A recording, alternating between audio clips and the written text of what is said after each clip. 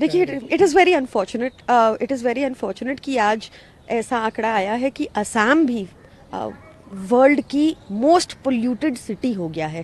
पहले ये प्रॉब्लम हमें लगता था कि नॉर्थ इंडिया की प्रॉब्लम है, बट ऐसा लगता है कि अब पूरी इंडिया में प्रदूषण की समस्या बहुत गंभीर हो चुकी है। इस पर केंद्र सरकार को पूरी जिम्मेदारी से, रिस्पॉन्सिबिलिटी से, बिना कोई राजनीति किए इसमें हम सबको साथ आना होगा, क्योंकि आज भारत नंबर 3 हो गया है। दुर्भाग्यपूर्ण है, ये नंबर 3 हो गया है विश्व में सबसे ज्यादा प्रदूषित देशों में।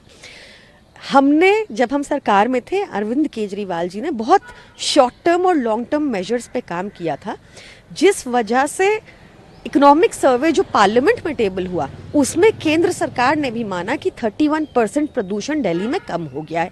उसके बाद ये आंकड़ा और बेहतर हुआ है। ऐसे ही लास्ट ईयर आपको ध्यान होगा, शिवराज चौहान सिंह जी ने भी पंजाब सरकार की बहुत सराहना की थी कि हमने प्रदूषण पे बहुत कदम उठाए हैं।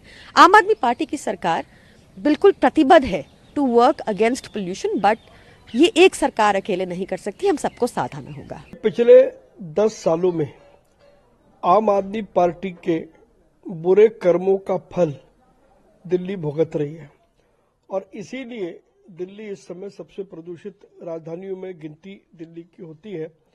यह दिल्ली के लोगों के लिए दुर्भाग्य की बात है।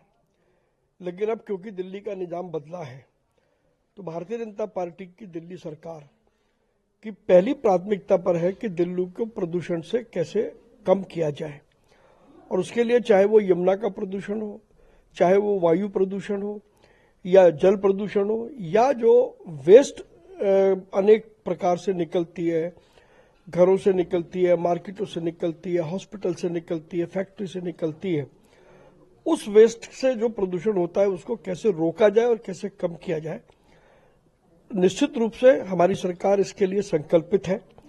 थोड़ा समय अवश्य लगेगा, लेकिन दिल्ली के सभी नागरिकों के सहयोग से हम दिल्ली के प्रदूषण पर काबू पाएंगे, ये हमारा संकल्प है।